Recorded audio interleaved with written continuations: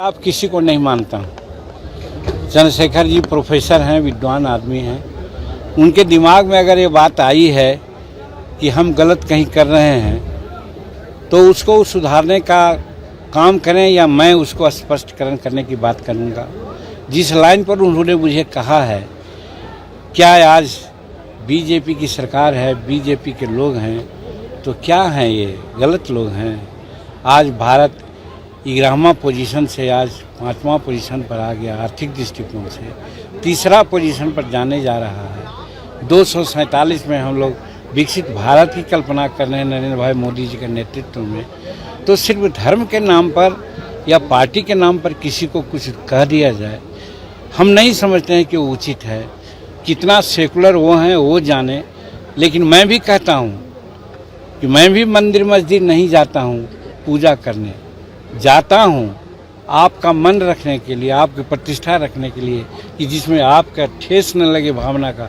तो किसी की भावना को कदर करना वो कोई रूढ़िवादिता नहीं है। इस चीज़ को प्रोफेसर साहब समझ लें। अभी कहाँ माना है, अभी तो उनको कन्वेनर माना है। तो इसके लिए हम यही कहना चाहते हैं कि जब एनडी के लोग बने थे और लोकसभा का चुनाव हो रहा था, उस समय भी यही बात आई थी। तो जो कन्वेनर बने वो प्रधानमंत्री का उम्मीदवार कहाँ बने हुए।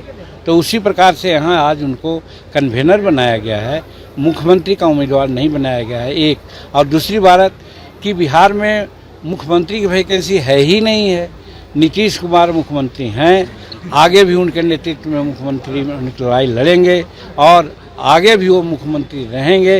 ये दृढ़ निश्चय है हमारे एनडीए का। तो यहाँ वैकेंसी कहाँ है। रही बात एनडीए का, तो एनडीए अभी जितना है वो इससे सशक्त रूप में 2025 में 225 सीट लेकर के आ गए। हम जहाँ जहाँ जा रहे हैं, हिंदुस्तानी अवाम मोर्चा सेकुलर का, हम अपने लोगों के प्रति आभार व्यक्त करते हैं कि 10,000, 15,000, 20,000 आदमियों की जुटान होती है, बिना पैसा खर्च के सब अपने तरह से आते हैं।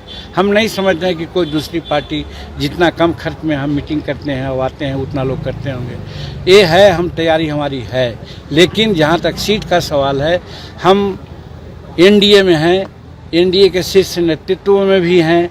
तो बैठ करके हम लोग इसको तय करेंगे कि कहाँ किसको चुनाव लड़ना है। ये आपके मीडिया में ये बात नहीं कहेंगे। हाँ, हमारे कार्यकर्ता कुछ बोलते हैं, उसकी बात को हम कहीं कहीं बोल देते हैं, उसी को आप लोग कह देते हैं कि जीतन मांझी ऐसा कर रहे थे। हमारे लोग का कहना है कि कम से कम 40 सीट 35 सीट लड़िए। हम ये जरूर कहते हैं कि 20 सीट अगर चुनाव जीत करके हम आ गए विधानसभा में, तो जो मुख्यमंत्री के रूप में 35 कार्यक्रम हम अपनाए थे, जिसमें आज महिलाओं की बात चल रही है, बच्चियों को बच्चा क्लास से लेकर के एमए तक के हमने पढ़ाई माफ़ कर दिया था। ये समान शिक्षा में थी।